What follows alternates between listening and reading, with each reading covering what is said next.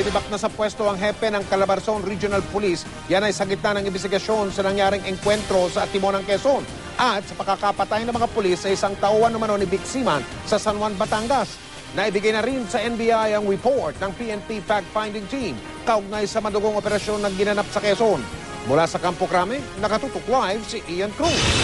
Ian? Yes, Mike, mismong si NBI Director Nonato Cisa Rojas ang tumanggap nga, Mike, ng report ng fact-finding team ng PNP mula kay PNP Chief Director General Alan Purisima at DLG Secretary Marojas kanina. Maingat si Rojas at Purisima na magbigay ng conclusion mula sa report dahil NBI na raw ang bahala rito. Na-turn over na raw ng PNP sa NBI ang lahat ng kanilang ebidensyang hawak. Kasama na rin dyan, Mike, sa mga iti-turn over yung dalawang sasakyan, mga bala at basyo na nakuha sa crime scene. Sabi ni Rojas na walang itinago ang PNP sa kanilang ginawang report. Ang kulang na nga lamang daw sa report ay yung pahayag ni Senior Superintendent Hansel Marantan, ang sugatang pulis na kasama sa composite team sa Atimonan, Quezon operation. Hindi raw pumayag sumailalim si Marantan sa investigasyon. Maigpit namang iniutos ni Secretary Rojas sa mga pulis na kasama sa Atimonan encounter na humarap sa NBI simula bukas at magbigay ng kanilang totoong salaysay. Habang isinasagawa raw ang investigasyon, sibak sa pwesto at restricted to quarters ang mga police officers sa Calabarzon, kabilang na nga yung kanilang regional director na si Chief Superintendent James Melad at iba pang opisyal. Ayon sa PNP Chief, malinaw na may mga nilabag na standard operating procedure ng PNP. Pangungunahan raw ng liderato ng PNP ang paghahain ng administrative charges sa ilang pulis kasama sa nasabing operasyon. Narito yung pahayag ni Rojas, Purisima at Rojas.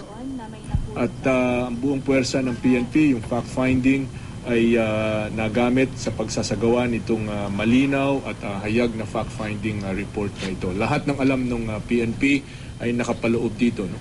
There is one important component na hindi nakasama dito, hindi dahil sa kakulangan ng PNP pero dahil sa circumstances beyond our control, which is that si Superintendent Marantan na nung pinuntahan nung fact-finding committee ay hindi pumayag na sumailalim sa investigasyon o sa fact-finding ng committee. No?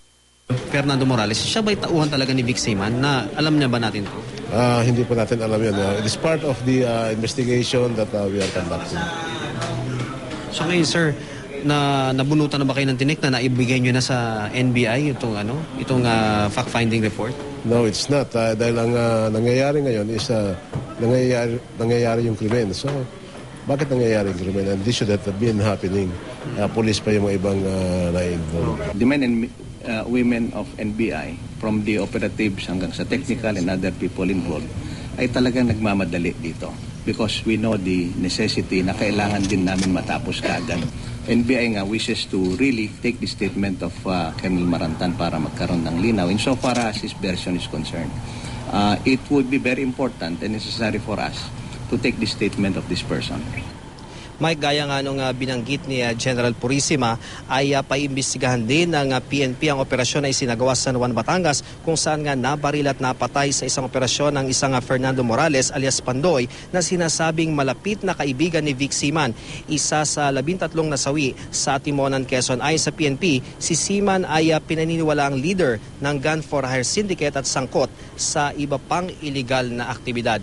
Mike, yung bukod nga sa NBI ay nagbigay rin ng report yung fact-finding team kay Pangulong Aquino at yung isa pang kopya ng nasabing report, Mike, ay ibibigay naman daw sa Commission on Human Rights. Mike. Ian, may balita ba kayo dyan sa Campo Crame kung yung report ng fact-finding team ng PNP na binigay sa NBI ay mayroong tinatawag na dalawang bagay, yung tinatawag na conclusions at mga rekomendasyon ni Ian?